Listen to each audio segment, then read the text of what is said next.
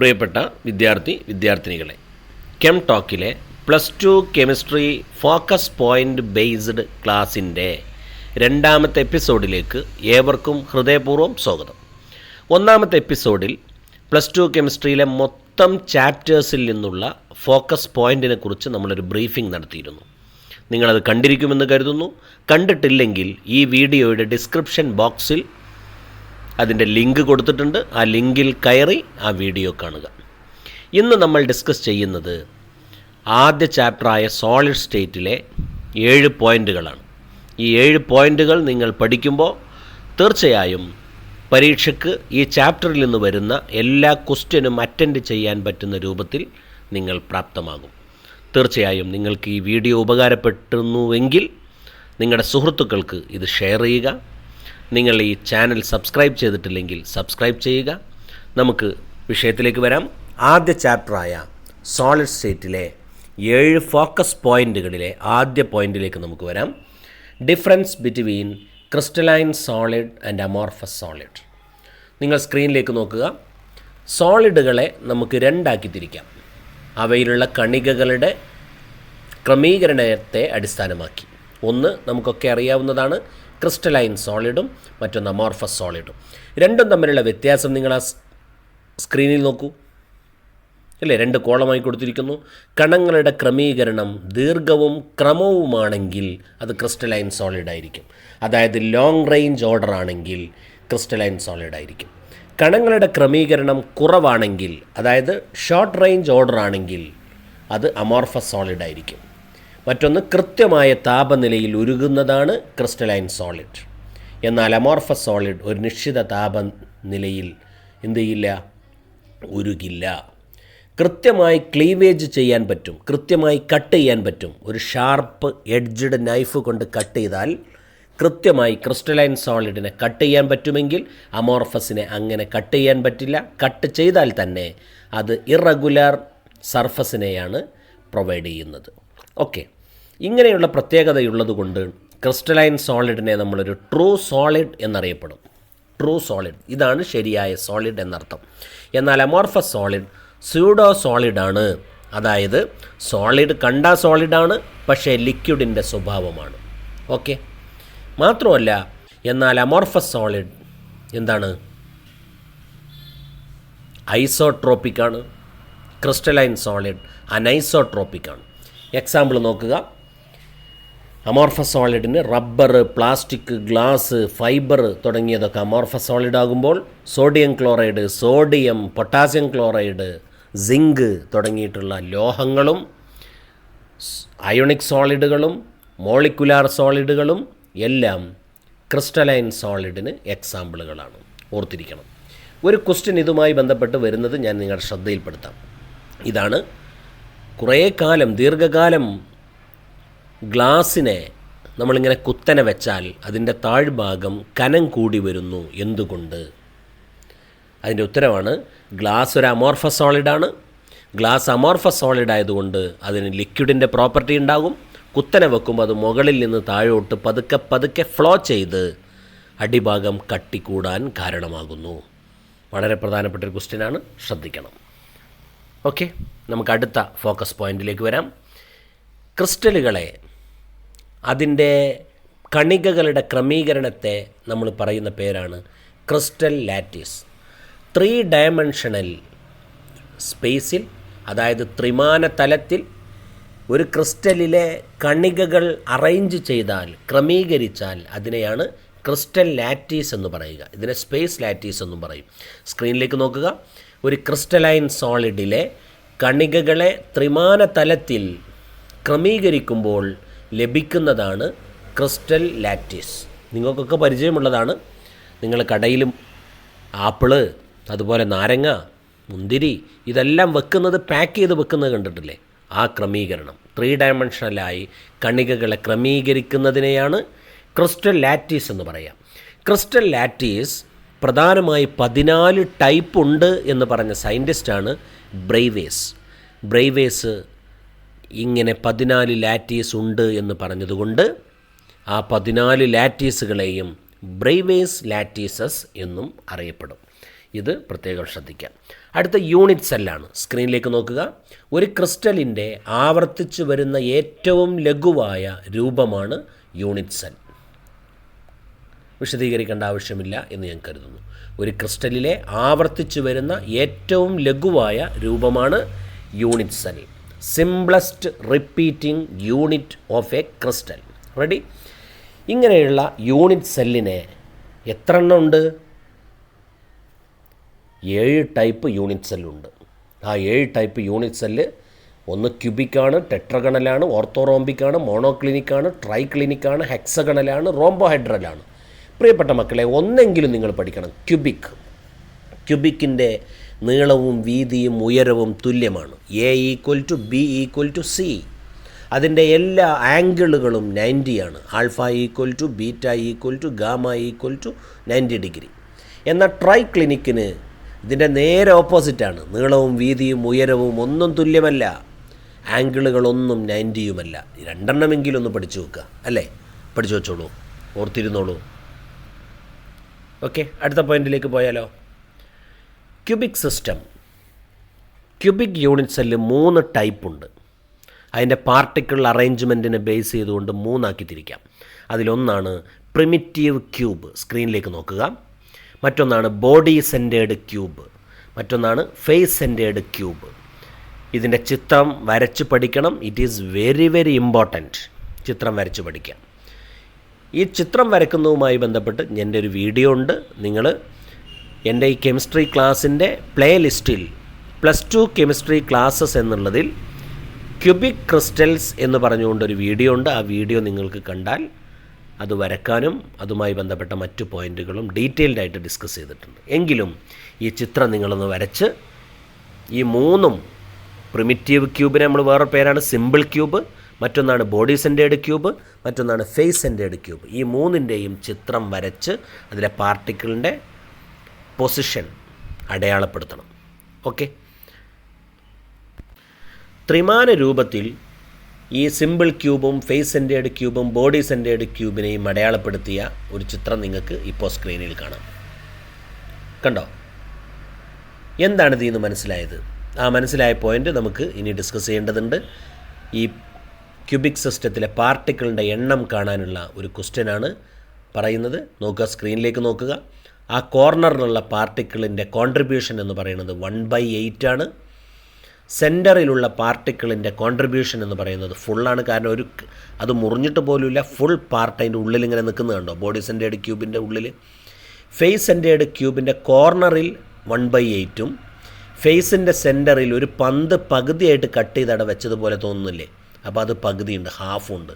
അങ്ങനെയാണെങ്കിൽ ഈ 3 ക്യൂബിക് സിസ്റ്റത്തിലെയും പാർട്ടിക്കിളിൻ്റെ എണ്ണം എത്രയാണ് നമുക്കൊന്ന് നോക്കാം. നിങ്ങൾ പഠിച്ചു വെച്ചിട്ടുണ്ടാവും. പഠിച്ചു വെച്ചിട്ടില്ലെങ്കിൽ വളരെ പ്രാധാന്യത്തോടു കൂടെ തന്നെ ഓർത്തിരിക്കണം. സിമ്പിൾ ക്യൂബിൻ്റെ കോർണറിൽ മാത്രമാണ് പാർട്ടിക്കിൾ ഉള്ളത്. ഓരോ കോർണറിലും 1/8. എത്ര കോർണറുണ്ട്? 8 കോർണറുണ്ട്. അപ്പോൾ 8 × 1/8 that is equal to 1. Body centred ക്യൂബിൻ്റെ കോർണറിൽ ഓരോ കോർണറിലും 1/8, 8 കോർണറുണ്ട്. അപ്പോൾ 1/8 × 8 ദാറ്റ് ഈസ് 1. പിന്നെ സെൻറ്ററിൽ 1, അപ്പോൾ 1 + 1 2ആയി. ഫേസ് സെൻറ്റേർഡ് ക്യൂബിൻ്റെ കോർണറിൽ 1/8, അങ്ങനെ 8 കോർണർ. ഫേസിൻ്റെ സെൻറ്ററിൽ 1/2. എത്ര ഫേസ്? 6 ഫേസ്. അപ്പോൾ 6 × 1/2 ദാറ്റ് ഈസ് 3. പിന്നെ കോർണറിലെല്ലാം കൂടെയായി 1ഉം. That is total face centred ക്യൂബിൽ 4 പാർട്ടിക്കിൾ ഉണ്ടാവും. അത് കാണിക്കുന്ന ഒരു ടേബിൾ നിങ്ങളിപ്പോൾ ഗ്രാഫിൽ സ്ക്രീനിലേക്ക് നോക്കുക. സിമ്പിൾ ക്യൂബിൽ 8 കോർണർ, 8 കോർണറിൽ contribution 1/8, 1/8 × 8 that is equal to 1. Body centred ക്യൂബിൽ 8 കോർണറും ഒരു ബോഡി സെൻറ്ററും, അപ്പോൾ 1/8ഉം വരും 1ഉം വരും. That is total that is equal to 2. Face centred ക്യൂബിൽ 8 കോർണറിൽ വരുന്നുണ്ട്, അതോടൊപ്പം 6 ഫേസിലും വരുന്നത്. ഫേസിൻ്റെ കോൺട്രിബ്യൂഷൻ 1/2, കോർണറിൻ്റെ കോൺട്രിബ്യൂഷൻ 1/8, ടോട്ടൽ 4. ക്ലിയർ? അടുത്ത പോയിന്റിലേക്ക് പോയാലോ.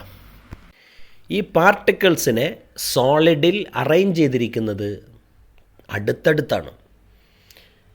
വാക്കൻറ്റ് സ്പേസ് വളരെ കുറയുന്ന രൂപത്തിൽ പാർട്ടിക്കിളിനെ ക്രമീകരിക്കുന്നതിനെയാണ് ക്ലോസ് പാക്കിംഗ് എന്ന് പറയുക. ക്ലോസ് പാക്കിങ്ങിന് 3 ലെവലാണുള്ളത്. 1 ഡയമെൻഷൻ, 2 ഡയമെൻഷൻ, അതിൻ്റെ മുകളിൽ 3 ഡയമെൻഷൻ. ക്ലിയർ? 1 ഡയമെൻഷൻ എന്ന് പറഞ്ഞാൽ ഒരു ലൈൻ മാത്രമേ ഉണ്ടാവുള്ളൂ. പാർട്ടിക്കിൾസ് ഒരു വരിയിൽ ഇങ്ങനെ വെക്കുക. ക്രിസ്റ്റലിൻ്റെ വക്കിനെയാണ് അത് പ്രതിനിധീകരിക്കുന്നത്. 2 ഡയമെൻഷൻ എന്ന് പറഞ്ഞാൽ ക്രിസ്റ്റലിൻ്റെ പ്രതലമാണ്. നീളവും വീതിയും വരും. പ്രതലം. ചിത്രം നോക്കൂ, കണ്ടില്ലേ? 2 ഡയമെൻഷണൽ പാക്കിംഗ് 2 ടൈപ്പ് ഉണ്ട്. ആ പ്രതലത്തെ പ്രതിനിധീകരിക്കുന്ന 2 ടൈപ്പ് ഉണ്ട്. അതൊന്നാണ് സ്ക്വയർ ക്ലോസ് പാക്കിംഗ്. വെച്ചത് നോക്കൂ, പാർട്ടിക്കിളിന് ഇങ്ങനെ ക്രമത്തിൽ വെച്ചത് കണ്ടോ? വെച്ചപ്പോൾ ഞാനൊരു പാർട്ടിക്കിൾ അതിൽ സെലക്ട് ചെയ്തു. അവിടെ കണ്ടോ? ആ സെലക്ട് ചെയ്ത പാർട്ടിക്കിളിന് ചുറ്റും ടച്ച് ചെയ്തിട്ട് 4 പേര് മാത്രമാണുള്ളത്. ആ ടച്ച് ചെയ്ത 4 പേരെയും കണക്ട് ചെയ്തുകൊണ്ട് ഞാനൊരു ചിത്രം വരച്ചാൽ ആ ചിത്രം ഒരു സ്ക്വയറായിട്ട് നിൽക്കും. അതുകൊണ്ട് ഇതൊരു സ്ക്വയർ ക്ലോസ് പാക്കിംഗ് ആണ്. ഇങ്ങനെ ക്ലോസ് പാക്ക് ചെയ്യുന്ന പ്രതലത്തെ എന്തു പറയും? സ്ക്വയർ ക്ലോസ് പാക്കിംഗ് എന്ന് പറയും. എന്നാൽ ഹെക്സഗണൽ ക്ലോസ് പാക്കിംഗ് നോക്കൂ. അടുത്ത ചിത്രം. പാർട്ടിക്കിളിൽ ഒരു വരി ഇങ്ങനെ വെച്ചു. ആ വരി വെച്ചതിന് ശേഷം അടുത്ത വരി വെച്ചത് 2 പാർട്ടിക്കിളിൻ്റെ ഇടയിൽ വരുന്ന രൂപത്തിലാണ് രണ്ടാമത്തെ വരി വെച്ചത്. പിന്നെ മൂന്നാമത്തെ വരി വെച്ചതോ രണ്ടാമത്തെ പാർട്ടിക്കിൾ 2 കൂടിയതിൻ്റെ നടുക്കാക്കിയിട്ടാണ് മൂന്നാമത്തെ വരി വന്നിരിക്കുന്നത്. ഇങ്ങനെ വെച്ചപ്പോൾ ഞാൻ ആ സെൻറ്ററിലുള്ള ഒരു പാർട്ടിക്കിളിനെ സെലക്ട് ചെയ്തു. ആ സെലക്ട് ചെയ്ത പാർട്ടിക്കിളുമായി 6 പേര് ടച്ച് ചെയ്തിട്ടുണ്ട്. ചിത്രം നോക്കൂ. 6 പേര് ടച്ച് ചെയ്തതുകൊണ്ട് ആ ടച്ച് ചെയ്ത ആളുകൾ തമ്മിൽ കണക്ട് ചെയ്തുകൊണ്ട് ഞാനൊരു ലൈൻ വരച്ചപ്പോൾ ഒരു ഹെക്സഗൺ 6 സൈഡുള്ള ഒരു റിങ് കിട്ടി. ഹെക്സഗൺ. അതുകൊണ്ട് ഈ ക്ലോസ് പാക്കിങ്ങിനെ ഹെക്സഗണൽ ക്ലോസ് പാക്കിംഗ് എന്ന് പറയും. അപ്പോൾ 2 ഡയമെൻഷണൽ ക്ലോസ് പാക്കിംഗ് 2 ടൈപ്പാണ്. സ്ക്വയർ ക്ലോസ് പാക്കിങ്ങും ഹെക്സഗണൽ ക്ലോസ് പാക്കിങ്ങും. സ്ക്വയർ ക്ലോസ് പാക്കിങ്ങിൽ കോർഡിനേഷൻ നമ്പർ 4 ആണ്. ഹെക്സഗണൽ ക്ലോസ് പാക്കിങ്ങിൽ കോർഡിനേഷൻ നമ്പർ 6 ആണ്. ഓക്കെ, അടുത്ത പോയിന്റിലേക്ക് വരാം. 3 ഡയമെൻഷണൽ ക്ലോസ് പാക്കിംഗ്. 1 ഡയമെൻഷൻ ഉണ്ടെങ്കിലേ 2 ഡയമെൻഷൻ ഉണ്ടാവുള്ളൂ. 2 ഡയമെൻഷൻ ഉണ്ടെങ്കിലേ 3 ഡയമെൻഷൻ ഉണ്ടാവുള്ളൂ. 3 ഡയമെൻഷണൽ ക്ലോസ് പാക്കിംഗ് എന്ന് പറഞ്ഞാൽ പ്രതലത്തിന് മുകളിൽ പാർട്ടിക്കിൾ ഇങ്ങനെ വെച്ച് മുകളിലോട്ട് പോകും അല്ലേ? നമ്മളിപ്പോൾ ഫ്രൂട്ട്സിൻ്റെ കടയിലൊക്കെ ഇപ്പോൾ ചെന്നാൽ ഇഷ്ടം പോലെ ഓറഞ്ച് ഇങ്ങനെ അട്ടിക്കിട്ടിട്ടുണ്ട്. അതിലൊരു പ്രതലം മാത്രമല്ല ഉള്ളത്. ആ പ്രതലത്തിന് മുകളിൽ ഇങ്ങനെ ഓറഞ്ച് മുകളിലോട്ട് വെച്ച് പോയിട്ടുണ്ട് അല്ലേ? ആപ്പിൾ അങ്ങനെ വെച്ച് പോയിട്ടുണ്ട്. അങ്ങനെ ഓരോ പാർട്ടിക്കിളും അങ്ങനെ വെച്ചിട്ടുണ്ട്. ആ വെക്കുന്നത് പോലെ പാർട്ടിക്കിളിനെ ക്രിസ്റ്റലിൽ അറേഞ്ച് ചെയ്യുമ്പോൾ 3 ഡയമെൻഷണൽ ക്ലോസ് പാക്കിംഗ് ആവും. 3 ഡയമെൻഷണൽ ക്ലോസ് പാക്കിംഗ് 2 ടൈപ്പ് ഉണ്ട്. A B type. മൂന്നാമത്തെ ലെയറും ഒന്നാമത്തെ ലെയറും ഒരുപോലെ വരിക. മൂന്നാമത്തെ ലെയറും ഒന്നാമത്തെ ലെയറും. എ കഴിഞ്ഞിട്ട് ബി എന്ന് പറഞ്ഞ ലെയർ. ബി കഴിഞ്ഞിട്ട് മൂന്നാമത്തെ ലെയറാണ് എ. ഒന്നാമത്തെ ലെയർ, ബി രണ്ടാമത്തെ ലെയർ, വീണ്ടും എ മൂന്നാമത്തെ ലെയർ. അപ്പോൾ ഒന്നാമത്തെ ലെയറും മൂന്നാമത്തെ ലെയറും ഒരുപോലെ വരിക. പിന്നെയോ രണ്ടാമത്തെ ലെയറും നാലാമത്തെ ലെയറും ഒരുപോലെ വരിക. ഇങ്ങനെ വരുന്ന 3 ഡയമെൻഷണൽ ക്ലോസ് പാക്കിങ്ങിനെ, വിശദീകരണത്തിലേക്കൊന്നും പോകുന്നില്ല, ഈ 3 ഡയമെൻഷണൽ ക്ലോസ് പാക്കിങ്ങിനെ നമ്മൾ പറയും എന്ത്? A B type close packing, അല്ലെങ്കിൽ ഇതിന് വേറെ പേരുണ്ട് HCP, hexagonal close packing. Clear? 3 dimensional close പാക്കിങ്ങിലെ രണ്ടാമത്തെ ഐറ്റമാണ് A B C type close packing. അതായത് ഒന്നാമത്തെ ലെയറും നാലാമത്തെ ലെയറും ഒരുപോലെ വരിക. നോക്കൂ, എ എന്ന് പറഞ്ഞ ഒന്നാമത്തെ ലെയർ, ബി എന്ന് പറഞ്ഞ രണ്ടാമത്തെ ലെയർ, സി എന്ന് പറഞ്ഞ മൂന്നാമത്തെ ലെയർ, നാലാമത്തെ ലെയർ വീണ്ടും എ. അപ്പോൾ എന്ത് മനസ്സിലായി? ഒന്നാമത്തെ ലെയറും നാലാമത്തെ ലെയറും ഒരുപോലെ വന്നു. Therefore A B C type. A B C type close പാക്കിങ്ങിന് ഒരു പ്രത്യേക പേരുണ്ട്, CCP, ക്യൂബിക് ക്ലോസ് പാക്കിംഗ്. പ്രത്യേകം ശ്രദ്ധിക്കാനുള്ളത് 2 ക്ലോസ് പാക്കിങ്ങിൻ്റെയും കോർഡിനേഷൻ നമ്പർ 12 ആയിരിക്കും. HCPയുടേതും CCPയുടേതും 12 ആണ് കോർഡിനേഷൻ നമ്പർ. വിശദീകരണത്തിലേക്ക് തൽക്കാലം പോകുന്നില്ല. അടുത്തത് പാക്കിംഗ് എഫിഷ്യൻസി. പാർട്ടിക്കിൾ ഇങ്ങനെ അടുത്ത് നിൽക്കുമ്പോൾ അത് എത്രമാത്രം പാക്ക് ചെയ്തിട്ടുണ്ട്, എത്രമാത്രം ക്ലോസ് ആയിട്ടാണ് നിൽക്കുന്നത് എന്ന് കാണിക്കാൻ ഉപയോഗിക്കുന്ന ഒരു ടേമാണ് പാക്കിംഗ് എഫിഷ്യൻസി. അത് കാണാനുള്ള ഇക്വേഷനാണ് volume occupied by spheres in a unit cell. ഒരു യൂണിറ്റ് സെല്ലിലുള്ള പാർട്ടിക്കിൾ നിൽക്കുന്ന സ്ഥലത്തെ യൂണിറ്റ് സെല്ലിൻ്റെ ആകെ വോളിയം കൊണ്ട് ഹരിച്ച് 100 കൊണ്ട് ഗുണിക്കുക. മാർക്കിൻ്റെ പെർസെൻറ്റേജ് കാണുന്ന മാതിരി തന്നെ കിട്ടിയ മാർക്ക് ബൈ ആകെ മാർക്ക് ഇൻറ്റു 100 എന്ന് പറയുന്നത് മാതിരി പാക്കിംഗ് എഫിഷ്യൻസി എന്ന് പറഞ്ഞാൽ പാർട്ടിക്കിൾ പാക്ക് ചെയ്തതിൻ്റെ എഫിഷ്യൻസി. അപ്പോൾ പാർട്ടിക്കിളിൻ്റെ വോള്യം ബൈ ആകെ വോള്യം, അതായത് യൂണിറ്റ് സെല്ലിൻ്റെ volume into 100. Okay. Packing efficiency simple ക്യൂബിൽ 52.4%. ബോഡി സെൻറ്റേർഡ് ക്യൂബിൽ 68%. സ്ക്രീനിലേക്ക് നോക്കുക. ഫേസ് സെൻറ്റേർഡ് ക്യൂബിൽ 74%. എന്തുകൊണ്ടാണ് ഫേസ് സെൻറ്റേർഡ് ക്യൂബിൽ 74% വന്നത്? കാരണം മറ്റൊന്നുമല്ല, അത് നിറഞ്ഞു നിൽക്കുന്നുണ്ട് പാർട്ടിക്കിൾ. ബോഡി സെൻറ്റേർഡ് ക്യൂബിൽ അത്ര നിറവില്ല. എന്നാൽ ഫേസ് സിമ്പിൾ ക്യൂബിൽ കോർണറിൽ മാത്രമേ ഉള്ളൂ, ഉള്ളൊക്കെ പൊള്ളയായിട്ടാണ് നിൽക്കുന്നത്. അതുകൊണ്ട് 52.4% സിമ്പിൾ ക്യൂബിൻ്റെ പാക്കിംഗ് എഫിഷ്യൻസി ഉള്ളൂ. ബോഡി സെൻറ്റേർഡ് ക്യൂബിൽ 68%, ഫേസ് സെൻറ്റേർഡ് ക്യൂബിൽ 74%. ഓക്കെ, ചിത്രം നോക്കൂ. എന്താ അങ്ങനെ വരാൻ കാരണമെന്ന്? സിമ്പിൾ ക്യൂബിൽ കോർണറിൽ മാത്രമേ ഉള്ളൂ, ഫേസ് സെൻറ്റേർഡ് ക്യൂബിൽ കോർണറിലും സെൻറ്ററിലും ഉണ്ട്, ഫേസിൻ്റെ സെൻറ്ററിലും ഉണ്ട്. ബോഡി സെൻറ്റേർഡ് ക്യൂബിൽ കോർണറിലും ആ യൂണിറ്റ് സെല്ലിൻ്റെ സെൻറ്ററിലും മാത്രമേ ഉള്ളൂ. ചിത്രം നോക്കൂ, അപ്പോൾ നിങ്ങൾക്ക് ബോധ്യപ്പെടും എന്തുകൊണ്ടാണ് പാക്കിംഗ് എഫിഷ്യൻസി കൂടിയത് ഫേസ് സെൻറ്റേർഡ് ക്യൂബിൽ. ഓക്കെ, കണ്ടല്ലോ, ബോധ്യപ്പെട്ടല്ലോ. അടുത്ത പോയിന്റിലേക്ക് പോകല്ലേ. ക്രിസ്റ്റൽ ഡിഫക്റ്റ്, അതായത് ഇംപെർഫെക്ഷൻ ഇൻ ക്രിസ്റ്റൽ.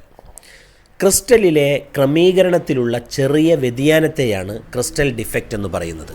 ഒരു ക്രിസ്റ്റലിലുള്ള പാർട്ടിക്കിളിൻ്റെ യഥാർത്ഥ പൊസിഷനിൽ നിന്ന് വ്യതിചലിച്ച് അങ്ങോട്ടും ഇങ്ങോട്ടും കോടി മടങ്ങി അവിടുന്ന് മിസ്സായിപ്പോയി, ഇങ്ങനെയൊക്കെ ഡീവിയേഷൻ വന്നാൽ ഈ വ്യതിയാനത്തെ ക്രിസ്റ്റലിലെ പാർട്ടിക്കിളിൻ്റെ ക്രമീകരണത്തിലുള്ള ചെറിയ വ്യതിയാനത്തിന് പറയുന്ന പേരാണ് ഡിഫക്റ്റ് അല്ലെങ്കിൽ ഇംപെർഫെക്ഷൻ. ഇംപെർഫെക്ഷൻ പ്രധാനമായി 2 വിധമുണ്ട്. Stoichiometric defect. നോക്കൂ, സ്റ്റോഷ്യോമെട്രിയിൽ വ്യത്യാസം വരാതെ ഉണ്ടാകുന്ന ഡിഫക്റ്റിനാണ് സ്റ്റോഷ്യോമെട്രിക് ഡിഫക്റ്റ് എന്ന് പറയുക. ഇത് 2 വിധമുണ്ട്. ചിത്രത്തിലേക്ക് നോക്കുക. ഷോർട്ട് കീ ഡിഫക്റ്റും ഫ്രങ്കൽ ഡിഫക്റ്റും. ചിത്രവും അവിടെ കൊടുത്തിട്ടുണ്ട്, അവ തമ്മിലുള്ള വ്യത്യാസം അവിടെ കൊടുത്തിട്ടുണ്ട്. നോക്കൂ, ഷോർട്ട് കീ ഡിഫക്റ്റ് എന്ന് പറഞ്ഞാൽ തുല്യ എണ്ണം ആനയോണും കാറ്റയോണും ക്രിസ്റ്റലിൽ നിന്ന് നഷ്ടപ്പെട്ടു പോകുമ്പോൾ ഉണ്ടാകുന്ന ഡിഫക്റ്റാണ്. നോക്കൂ, ആ ചിത്രം നോക്കിയാൽ മനസ്സിലാവും. ഷോർട്ട് കീ ഡിഫക്റ്റിൻ്റെ ചിത്രം നോക്കുക. ആ ചിത്രത്തിൽ ആദ്യത്തെ ആ കറുത്ത പോയിൻ്റ് ഉണ്ടല്ലോ, ആ പോയിൻ്റിൽ നിന്ന് പോയതാരാ? എക്സ് പ്ലസ് എന്ന് പറഞ്ഞാൽ പോസിറ്റീവായ ആളാണ്, അതായത് കാറ്റയോണാണ്. പിന്നെ ഇപ്പുറത്തൊരു രണ്ടാമത്തെ ആ കറുത്ത പോയിൻ്റ് കണ്ടോ? ആ പോയിൻ്റിൽ നിന്ന് പോയതാരാണ്? വൈ മൈനസ് എന്ന് പറയുന്ന ആളാണ്, അല്ലേ? ഇങ്ങനെ പോസിറ്റീവും നെഗറ്റീവും നഷ്ടപ്പെട്ടുകൊണ്ടുണ്ടാകുന്ന ഡിഫക്റ്റാണ് ഷോർട്ട് കീ ഡിഫക്റ്റ്. എന്നാൽ ഫ്രങ്കൽ ഡിഫക്റ്റിൻ്റെ ചിത്രത്തിൽ നോക്കൂ, അവിടെ ഒരു കറുത്ത ഒരു പൊട്ട് മാത്രമാണുള്ളത്. ആ പോയിൻ്റിൽ നിന്ന് പോയതാരാണ്? എക്സ് പ്ലസ് ആണ് പോയത്. അയാൾ പുറത്തേക്ക് പോയിട്ടില്ല, അയാൾ തൊട്ടടുത്ത ആ ഗ്യാപ്പിലേക്ക് ഇറങ്ങി നിൽക്കുകയാണ്. ഇൻഡസ്ട്രീഷ്യൽ സൈറ്റ് എന്നതിന് പറയാം. കാറ്റയോണിൻ്റെ സ്ഥാനം ക്രിസ്റ്റൽ ലാറ്റീസിൽ നിന്നും ഇൻഡസ്ട്രീഷ്യൽ സൈറ്റിലേക്ക് മാറുന്നു. ഇങ്ങനെയുണ്ടാകുന്ന ഡിഫക്റ്റാണ് ഫ്രങ്കൽ ഡിഫക്റ്റ്. ഷോർട്ട് കീ ഡിഫക്റ്റിൽ 2 ആളും നഷ്ടപ്പെട്ടു പോകുന്നത് കൊണ്ട് സാന്ദ്രത കുറയുന്നു. സ്ക്രീനിലേക്ക് നോക്കുക. എന്നാൽ ഫ്രങ്കൽ ഡിഫക്റ്റിൽ സാന്ദ്രതയിൽ വ്യത്യാസം വരില്ല, കാരണം പുറത്തേക്ക് പോകുന്നില്ലല്ലോ, അവിടെ തന്നെ ഉണ്ടല്ലോ അത്. അടുത്തത്, കോർഡിനേഷൻ നമ്പർ കൂടുതലുള്ള ക്രിസ്റ്റലിലാണ് ഷോർട്ട് കീ ഡിഫക്റ്റ് കാണിക്കുക.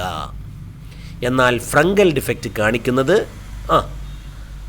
കോർഡിനേഷൻ നമ്പർ കുറവുള്ള ക്രിസ്റ്റലിലാണ്. അപ്പോൾ എക്സാമ്പിൾ അതവിടെ കൊടുത്തിരിക്കുന്നു.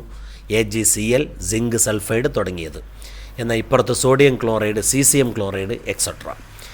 പ്രത്യേകം ശ്രദ്ധിക്കേണ്ട ഒരു കാര്യം അവിടെ നോട്ട് എന്ന് പറഞ്ഞിട്ട് ആ സ്ക്രീനിൽ കൊടുത്തിട്ടുണ്ട്, നോക്കിക്കോളൂ.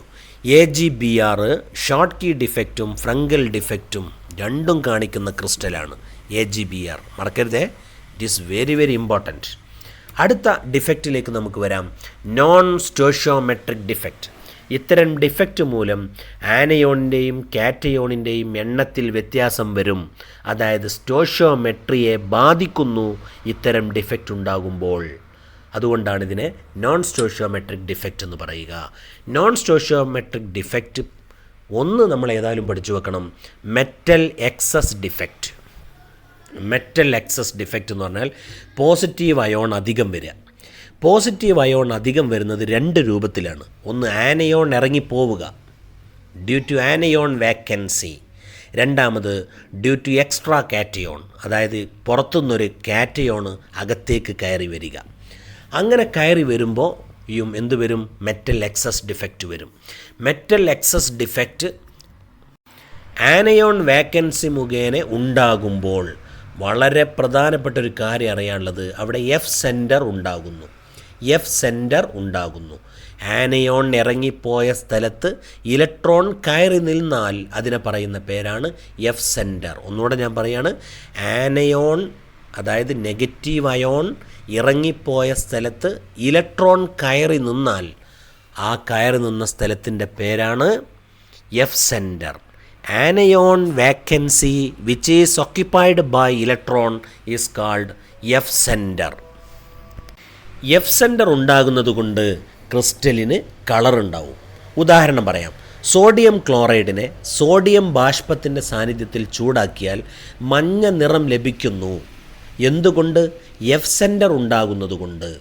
KCl-നെ പൊട്ടാസ്യം ബാഷ്പത്തിൻ്റെ സാന്നിധ്യത്തിൽ ചൂടാക്കിയാൽ വയലറ്റ് കളർ കിട്ടുന്നു. എന്തുകൊണ്ട്? F centre ഉണ്ടാകുന്നതുകൊണ്ട്.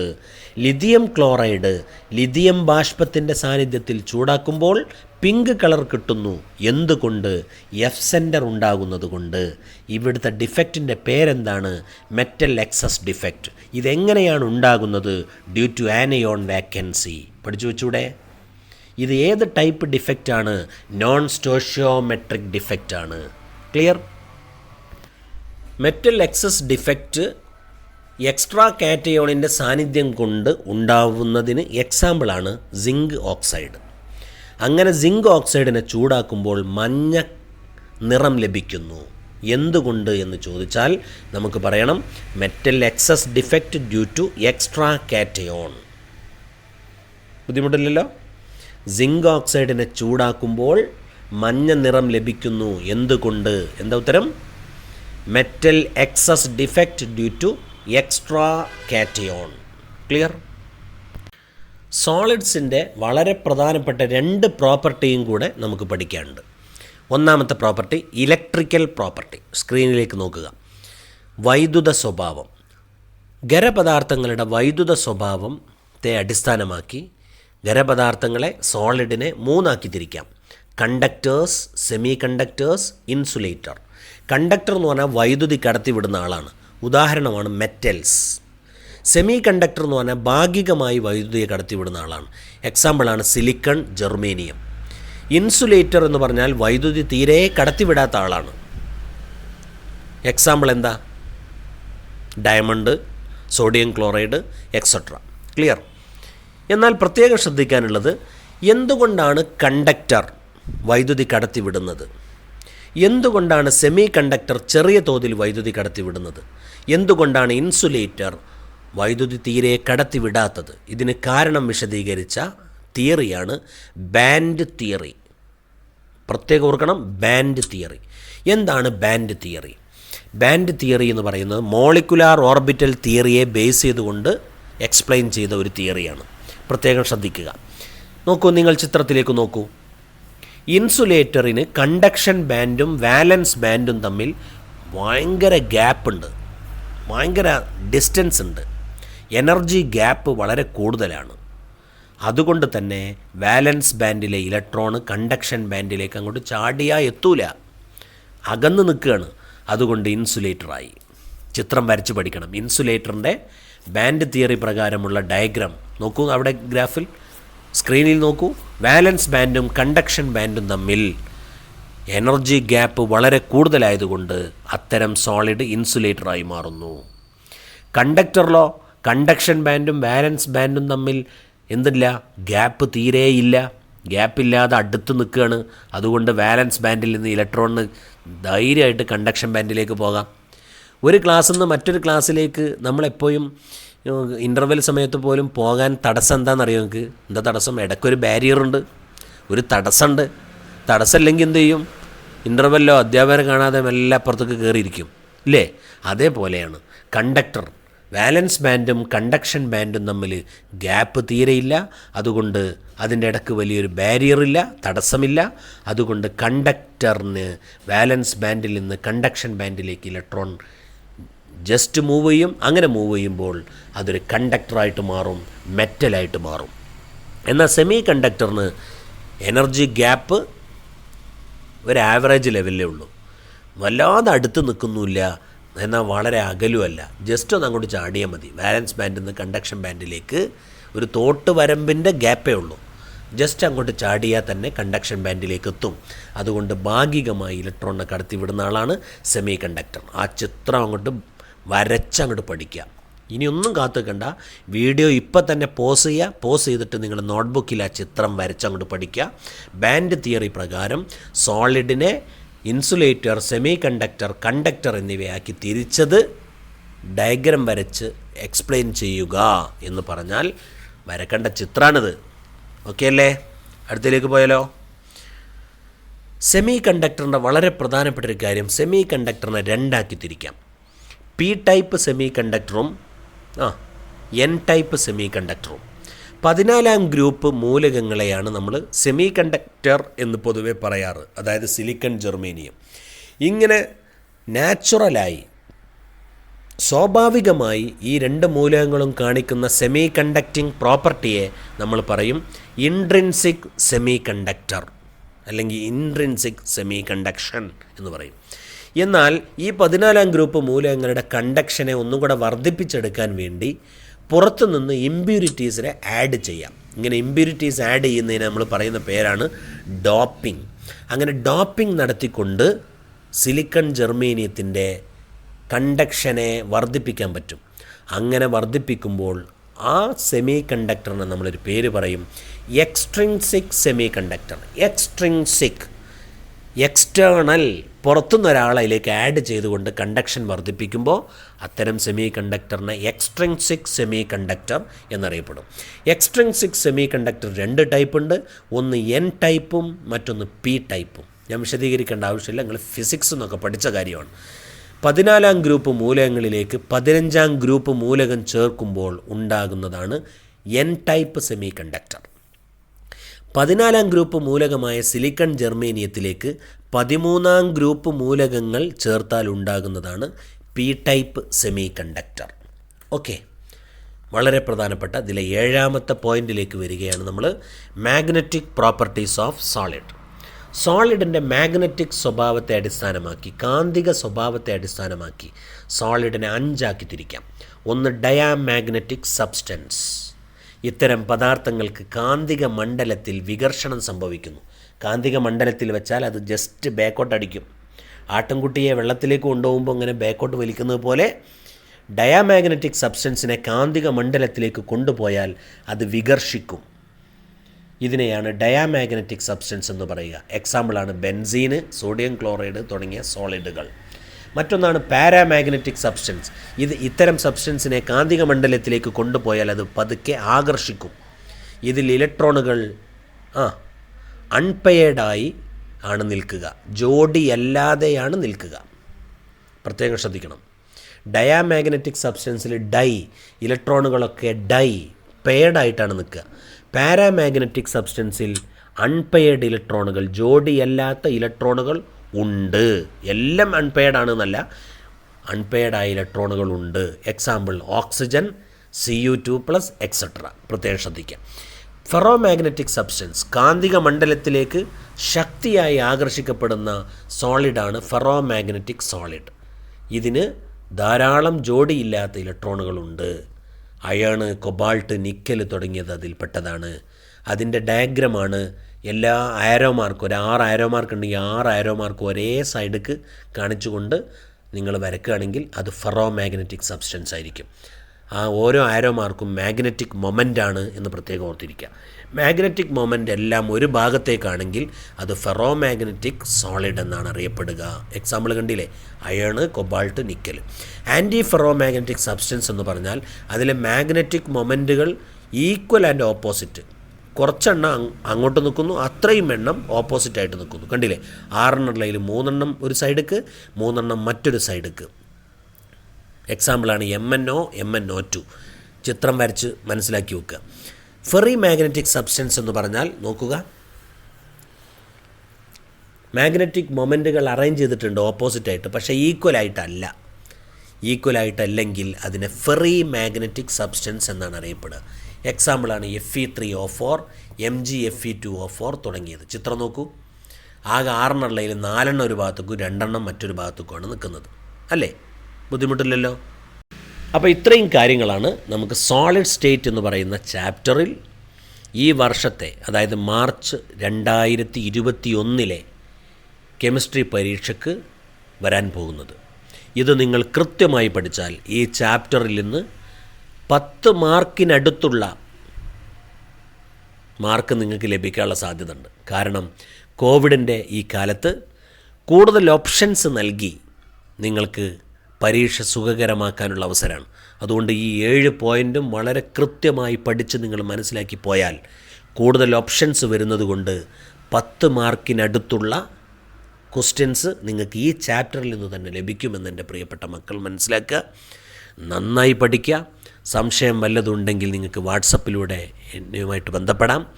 അതോടൊപ്പം തന്നെ ഈ ക്ലാസ്സിൻ്റെ ഓരോ ഭാഗത്തും നിങ്ങൾക്ക് ആവശ്യമായ സമയത്ത് നോട്ട്സുകൾ എഴുതിയെടുക്കാൻ ഈ വീഡിയോ സ്പീഡാണ് തോന്നുന്നതെങ്കിൽ അവിടെ പോസ് ചെയ്തിട്ട് അത് എഴുതിയെടുക്കുക, ചിത്രം വരച്ച് പഠിക്കുക. അങ്ങനെ നിങ്ങൾ മുന്നോട്ട് പോവുക. തീർച്ചയായും മറ്റൊരു എപ്പിസോഡ്, അതായത് സൊല്യൂഷൻ എന്ന ചാപ്റ്ററിലെ ഫോക്കസ് പോയിൻറ്റിനെ ബേസ് ചെയ്തുകൊണ്ടുള്ള ക്ലാസ്സുമായി നമുക്ക് തൊട്ടടുത്ത ദിവസം തന്നെ കാണാം. പ്രിയപ്പെട്ടവരെ, നിങ്ങളുടെ സുഹൃത്തുക്കൾക്ക് നിങ്ങൾക്ക് ഈ വീഡിയോ ഇഷ്ടപ്പെട്ടിട്ടുണ്ടെങ്കിൽ നിങ്ങളുടെ സുഹൃത്തുക്കൾക്ക് നിങ്ങളിത് ഷെയർ ചെയ്ത് കൊടുക്കണേ. ഒരു 10 പേർക്കെങ്കിലും നിങ്ങളുടെ ഇഷ്ടപ്പെട്ട +2 സയൻസിന് പഠിക്കുന്ന വിദ്യാർത്ഥികൾക്ക് നിങ്ങളിതൊന്ന് ഷെയർ ചെയ്ത് കൊടുക്കണം. ചാനൽ സബ്സ്ക്രൈബ് ചെയ്യുക. തുറന്നുള്ള വീഡിയോയുടെ നോട്ടിഫിക്കേഷൻ നിങ്ങൾക്ക് ലഭിക്കാനത് കൂടുതൽ എളുപ്പമാണ്. ഓക്കെ, അപ്പോൾ ഇന്നത്തെ ക്ലാസ് അവസാനിപ്പിക്കുകയാണ്. നിങ്ങളുടെ ഫീഡ്ബാക്കുകൾ അറിയിക്കണം. ഓക്കെ, അപ്പോൾ thank you. Keep in touch.